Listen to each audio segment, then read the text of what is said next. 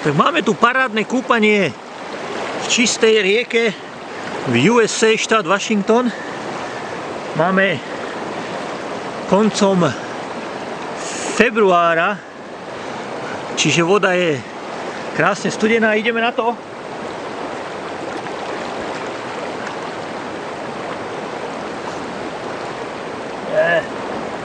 Takže takáto parádna vodička.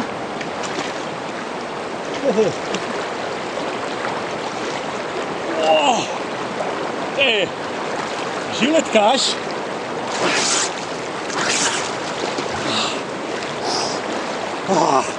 Ale čistolinká vodička. Parádička. Takáto parádička. Čo ešte v týchto Spojených štátoch USA.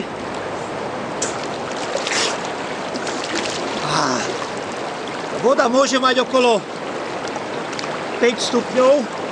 Je to vlastne možno aj 3 stupne. Alebo aj 2. Lebo ten roztápajúci sa ľadovec, ktorý ide z Mount Baker. Žiletky, jak hovado. Ale krásne. Pozri, jak to unáša prúd. Jaj. Kosa. Stačilo, kamaráde.